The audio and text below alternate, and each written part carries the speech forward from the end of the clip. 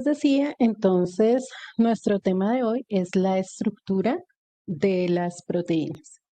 Resulta que los aminoácidos ya habíamos visto que se unían a través de un enlace peptídico. Recordemos que únicamente existen 20 aminoácidos y que a partir de esos 20 aminoácidos se generan todas las proteínas, ¿sí? Todas las proteínas están marcadas dentro de esos 20 aminoácidos. Mm, prácticamente lo que hacemos es unir un aminoácido con otro hasta lograr la estructura de la proteína. El orden es lo que varía. O sea, si son 20 aminoácidos nomás, ¿por qué hay tantas proteínas? Pues porque ellos se unen en órdenes diferentes. Y esos órdenes diferentes son los que dan las características que poseen cada una de las proteínas. En cuanto a la estructura, las proteínas presentan 4 estructuras diferentes. Esas estructuras se van haciendo más complejas a medida que vamos avanzando en cada una de ellas. Es decir, la primera estructura es la más simple y de ahí en adelante las estructuras se van haciendo más complejas. Entonces vamos a hablar de esas 4 estructuras. La primera es la estructura primaria, ¿sí? Esa estructura primaria lo único que nos muestra es los aminoácidos que están haciendo parte de la proteína, o sea, cuál es la secuencia de los aminoácidos y cuál es el orden en el que están ubicados esos aminoácidos. Recuerden que una proteína es un polipéptido, es decir, una unión de aminoácidos a partir de enlaces peptídicos. Siempre se empieza la secuencia de la proteína por el grupo amino, ¿sí? El grupo amino terminal, que sería en este caso el del primer aminoácido. Arrancamos por el grupo amino y siempre se termina con el carboxilo terminal, ¿sí? Entonces, arrancamos con un grupo amino, terminamos con un grupo carboxilo. En este caso, tenemos que en la estructura hay una serie de aminoácidos como son la glicina, la isoleucina, la valina, la cisteína, el ácido glutámico, la glutamina, la alanina, la serina, la leucina, el ácido aspartico, la arginina, la cisteína, la valina, la prolina, la lisina, la fenilalanina, la tirosina, la treonina, la leucina, la histidina, la lisina y la asparagina. Entonces, fíjense que lo que nos muestra en este caso es la secuencia en la que se van dando los aminoácidos. Algunos de ellos se repiten, claro, se pueden repetir dentro de la misma estructura. Por ejemplo, aquí tenemos 2 veces la valina, tenemos también la cisteína y la cisteína es uno de los aminoácidos que tiene azufre. Entonces, en este caso, esos 2 aminoácidos se unen por un enlace que se llama puente disulfuro. El puente disulfuro es porque de lado y lado encontramos azufre. Entonces hablamos de 2 azufres, por eso es el puente disulfuro. Y como les decía, esta es la estructura más sencilla. Ahora, ¿todas las proteínas van a tener esta misma estructura primaria? No, porque eso va a depender de la proteína en particular. O sea, la secuencia puede variar, ¿sí? La secuencia no va a ser siempre la misma para todas las proteínas. En este caso y para este ejemplo tenemos esta secuencia, pero en otro caso y para otra proteína podemos tener una secuencia diferente. ¿Hasta ahí estamos claros con la estructura primaria? Solamente nos muestra los aminoácidos que hacen parte de la proteína y el orden en que esos aminoácidos se encuentran.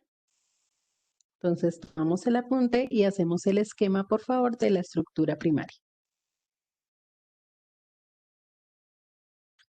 La estructura secundaria, como les decía, se va haciendo más compleja que la estructura primaria y se divide en 2 tipos o puede ser de 2 maneras. Entonces, vamos a ver primero la parte teórica y luego sí vamos a mirar las estructuras de esta eh, o las formas de esta estructura secundaria. En el caso de la estructura secundaria, se nos va a mostrar la forma o la posición en el espacio que tiene la cadena de polipéptidos. Em, Básicamente, esta estructura es estable y puede dar maneras. ¿Qué es lo que se hace? un plegamiento de la estructura primaria sobre sí misma. O sea, la estructura primaria se gira, se pliega sobre sí misma y nos da lugar a dos tipos de estructuras secundarias. La primera se llama alfa hélice. Esa alfa hélice implica un plegamiento en forma de, como su nombre lo indica, en forma helicoidal, en forma de hélice. Entonces se van enrollando las estructuras primarias una sobre otra hasta generarnos una espiral. En este caso, las estructuras se mantienen unidas por puentes de hidrógeno. ¿Y de dónde salen esos puentes de hidrógeno? Ya lo hemos visto cuando hemos hablado de las aminas. Entre el nitrógeno y el hidrógeno se genera un puente de hidrógeno. Entonces, esos puentes de hidrógeno que se dan entre el grupo NH y también en el grupo carbonilo, nos van a generar esa estructura helicoidal. Si esos puentes de hidrógeno se rompen, si esa estructura helicoidal se rompe, entonces ya no tendremos una estructura secundaria, sino que tenemos una estructura primaria nuevamente, porque ya no hay lugar a que se forme este tipo de estructura, debido a que se ha roto el puente de hidrógeno. ¿Dónde podemos ver este tipo de proteínas con alfa hélice, con plegamiento en forma de alfa hélice? En la queratina de las plumas de las aves, ¿sí? Ellas tienen esa estructura helicoidal y nos dan esa formación de espiral. Por otro lado, también tenemos dentro de la estructura secundaria lo que es la lámina beta plegada. Esa lámina beta, hagan de cuenta que ustedes cogen una hoja y la colocan como un acordeón, ¿sí? La colocan como un acordeón en zigzag. Así es la lámina beta plegada de las proteínas. Obviamente no tiene la hoja, simplemente es la forma cómo se organizan los puentes de hidrógeno, que en este caso son transversales, y nos van a mantener unidas las estructuras de los aminoácidos, pero en esta forma, ¿sí? En forma de zigzag. Un ejemplo es la beta queratina de la seda. Recordemos que la seda es un textil, obviamente, que sale a partir es producida por el gusano de seda, y básicamente la estructura de la seda es una proteína. Fíjense que las proteínas no solamente las encontramos en los alimentos, en las fibras textiles también tenemos proteínas. Y en el caso de la seda, entonces tenemos un plegamiento en zigzag de una estructura secundaria. Entonces, tomamos el apunte de esta parte de los dos tipos de plegamiento que puede tener la estructura secundaria y ya ahorita miramos la estructura como tal, el esquema de la estructura.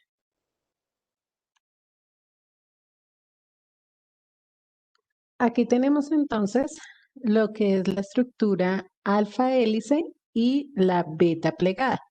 Entonces, fíjense lo que les decía, en la estructura alfa hélice tenemos un enrollamiento sobre sí misma, como una especie de espiral, y los puentes de hidrógeno pues se generan de manera vertical para mantener la estructura. En el caso de la hoja beta plegada o lámina beta plegada, fíjense cómo es la estructura. Los puentes de hidrógeno, que son estas líneas aquí azules cortadas, que se ven cortadas, me están generando eh, lo que es la estructura de lámina plegada, ¿sí? La estructura de lámina plegada. Entonces, son dos conformaciones totalmente diferentes, pero hacen parte de lo que es la estructura secundaria. Y aquí vemos los puentes de hidrógeno son transversales, ¿sí? Son transversales para poder dar la forma de la estructura que estamos mirando en este momento. Bueno, les voy a pedir un favor, vamos a dejar el espacio para hacer esta estructura porque pues sé que es un poquito demorada y permítame un segundo, yo miro quién está en la administración del grupo para que por favor nos regale el pantallazo en la página del grupo. Es Natalia.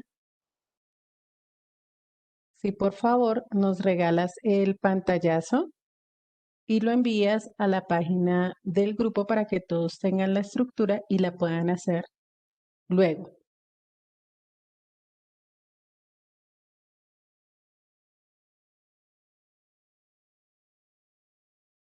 Listo, perfecto. Entonces, vamos a continuar con la estructura terciaria. Entonces, ya tienen la secundaria ahí en el grupo para que la puedan hacer con calma, sin afanes, y pues así podamos avanzar. En la estructura terciaria, como les decía, cada vez vamos teniendo estructuras más complejas. La estructura terciaria es muy importante porque esta estructura nos está mostrando si se forman proteínas globulares o si se forman proteínas fibrilares. ¿A qué nos referimos esto? Cuando se genera una estructura terciaria, eh, hay algunas de ellas que se tienen como si fuera un globo de esos de globoflexa que utilizan en las fiestas y que los doblan para hacer figuras. Asimismo es similar la estructura terciaria globular.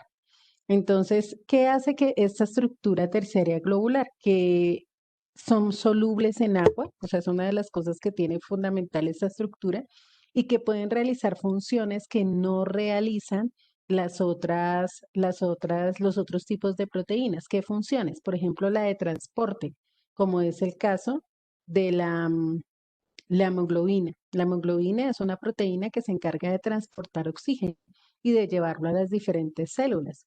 Entonces tenemos que las globulares tienen función de transporte, son enzimáticas, es decir, pueden realizar funciones como enzimas, ser catalizadores en las reacciones metabólicas, son hormonales también, entonces tenemos proteínas hormonales y todas ellas son globulares, es decir, que tienen esa estructura terciaria. Hay algunas proteínas que se quedan en estructura secundaria y no pueden formar estructuras terciarias de manera globular. Esas son las que se llaman filamentosas o fibrilares. Y esas proteínas filamentosas no son solubles en agua, no son solubles en agua ni tampoco en disoluciones salinas, y entonces se utilizan para funciones de estructura, funciones esqueléticas. Entonces son las del tejido conjuntivo en los músculos, las que tienen el colágeno de los huesos. En ese caso tenemos estructuras fibrilares. Entonces, por esa razón es tan importante la estructura terciaria, porque dependiendo de esto también va a depender la función que puedan ejercer estas proteínas. Y también de esa estructura terciaria depende la actividad biológica de la proteína. Por eso les decía al inicio que cuando una proteína pierde su estructura terciaria, principalmente hablamos de la desnaturalización de las proteínas, como era el caso de la caseína de la leche. Les decía que al agregarle limón o al agregarle vinagre, al cambiar el pH de la leche, esta proteína se desnaturaliza. Entonces es una proteína de estructura terciaria y se desnaturaliza convirtiéndose en estructuras secundarias o primarias. Y en el caso, por ejemplo, de la temperatura que les expliqué con la albúmina del huevo. Entonces, al fritar el huevo, al aumentar la temperatura en la albúmina, también se desnaturaliza, cambiando su estructura a una estructura secundaria o a una estructura primaria. Hay que aclarar que esta desnaturalización de proteínas no tiene nada que ver con el proceso de los priones, ¿no? Los priones, que son proteínas dañinas, proteínas que generan enfermedades, son alteraciones de esas proteínas, pero no son producto de una desnaturalización externa por calor o por cambio de pH, sino que los priones pues ya manejan, es un tema interno, un tema corporal, donde la proteína sufre una alteración, pero que no está relacionada con este tipo de circunstancias. Entonces, tomamos este apunte para continuar con la estructura terciaria de las proteínas.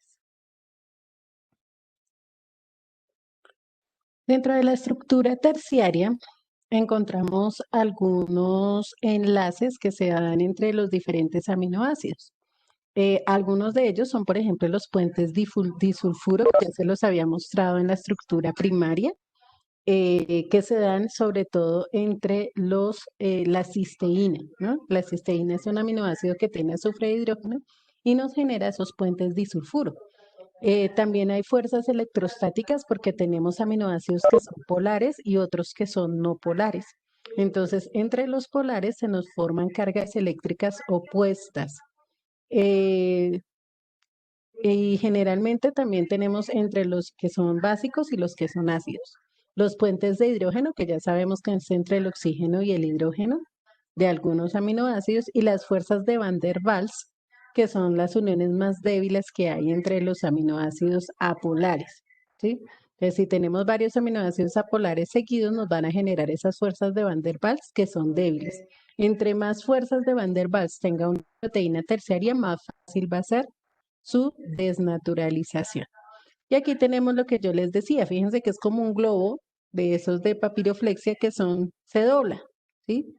Se dobla. Esta es la forma de la estructura terciaria de las proteínas.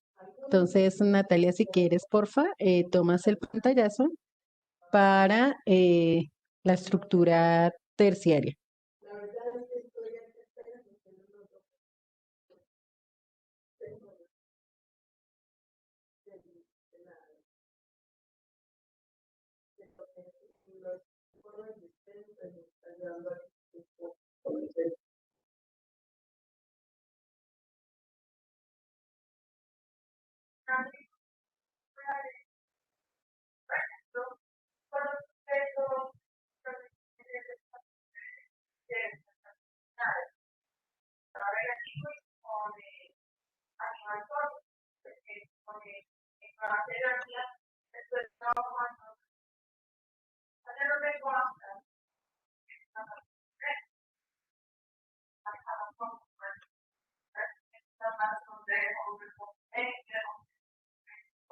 Bueno, parece que Natalia no está conectada.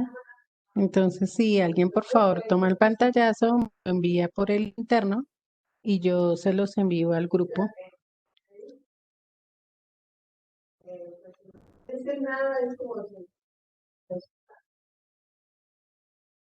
O si no, pues al finalizar la clase yo les envío la imagen. Ah, ya lo tengo acá. Gracias.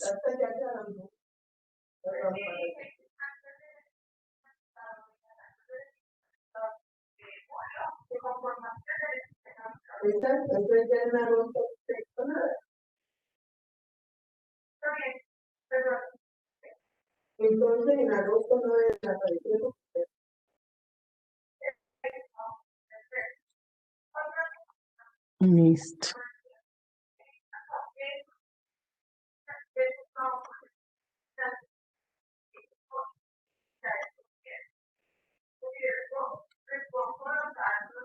Bueno, continuamos entonces con la estructura cuaternaria. En el caso de la estructura cuaternaria, como ustedes se dan cuenta, se van haciendo cada vez más complejas las estructuras. Aquí tenemos la unión de varias estructuras terciarias. Entonces, en la secundaria tenemos unión de varias primarias. En la terciaria tenemos unión de varias secundarias en forma globular. Y en la cuaternaria tenemos la unión de varias estructuras terciarias. Cada estructura terciaria que se une en la estructura cuaternaria se llama protómero. A cada estructura terciaria se le da el nombre de protómero. Y básicamente es un complejo de proteínas, lo que tenemos en la estructura cuaternaria.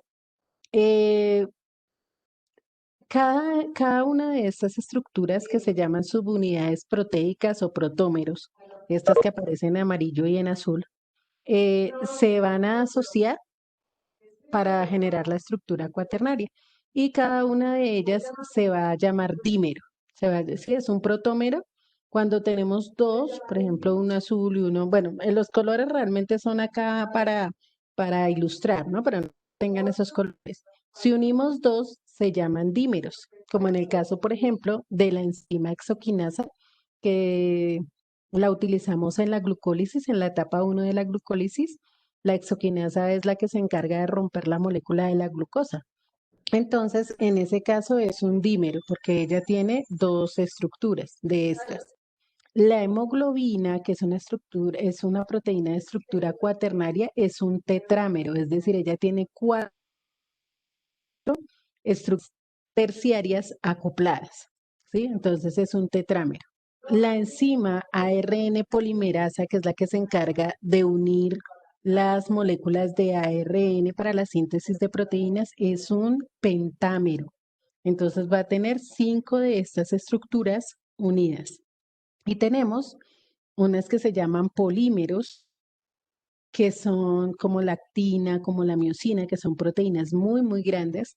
Y también podemos hablar de la cápside del virus del polio. Ustedes saben que los virus tienen una cadena proteica, una estructura proteica que es la que los rodea. En el caso, por ejemplo, de la cápside del virus de la poliomielitis, tiene 60 unidades proteicas, es decir, tiene 60 de estos, así como aparece aquí el amarillito. 60 unidades de esas se unen para formar la cápside del virus del polio. Asimismo, pues tenemos otras cápsides de otros virus que pueden tener inclusive un mayor número de proteínas. Por eso decimos que las proteínas son de las estructuras más grandes, tienen los mayores pesos moleculares, que tenemos una gran cantidad de átomos unidos allí.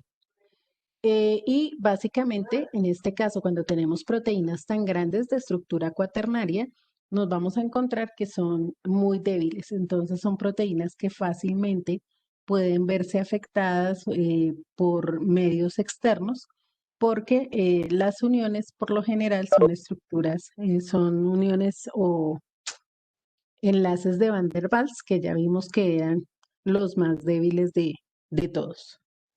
Entonces, me regalan por favor el esquema para dejarles en el grupo el esquema que lo puedan hacer de la estructura cuaternaria.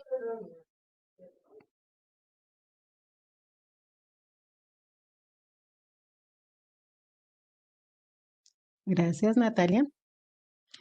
Entonces, la idea es que de cada descripción que hemos hecho de las proteínas, se puede hacer el esquema. No tiene que ser perfecto, pero pues ustedes lo hacen de la mejor manera que lo puedan desarrollar en su cuaderno.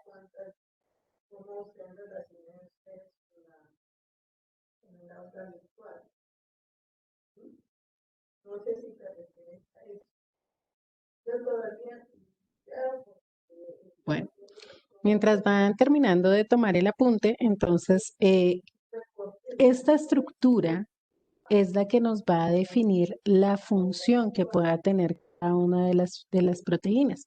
Las proteínas tienen diferentes funciones. Nosotros estamos acostumbrados a hablar de la función estructural, ¿cierto? Los músculos, los huesos, los músculos, los huesos. Pero las proteínas van más allá de eso. Ellas tienen funciones de defensa, tienen funciones um, a nivel de catalizadores, tienen funciones de transporte, ¿sí? No solamente son funciones estructurales. Entonces, en nuestra próxima clase vamos a hablar acerca de esas otras funciones que pueden tener las proteínas, ¿sí?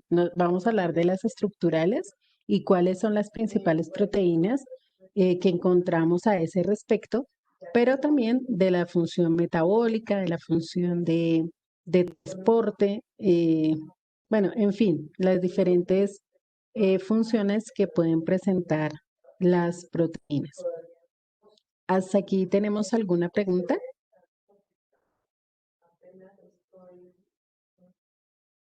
Ok. Aprovecho para hacer una corrección, ya lo había colocado en el grupo con respecto a las bimestrales. Las evaluaciones bimestrales no son la próxima semana, sino la que sigue. Entonces, del 7 al 10 de septiembre están programadas las evaluaciones. Del 7 al 10 de septiembre, recordando que el 14, si no estoy mal, es ya el cierre del tercer periodo académico. ¿Listo, chicos? Entonces quería hacer esa claridad. Eh, entonces, sí alcanzamos a terminar en química el tema de nitrilos, que pensé que solamente quedábamos en el enunciado. Y recordarles también nuevamente que este jueves tenemos el simulacro del ICFES, ¿no? Entonces, para que por favor ya en estos días nos están enviando las contraseñas para podérselas enviar y que ustedes puedan ingresar y contestar su prueba.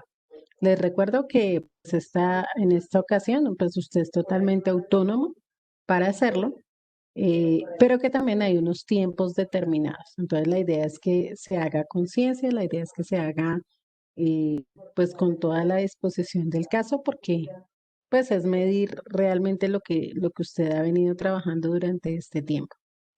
Listo, chicos, entonces dejaríamos hasta aquí por el día de hoy y continuamos el día miércoles, no, ya en microbiología dentro de 8 días. Y nos veríamos nuevamente el miércoles en clase de química. Que tengan excelente resto de tarde, ya pueden ir a almorzar los que no han almorzado y que ya pues pueden descansar. Que Dios los bendiga. Chao, chicos.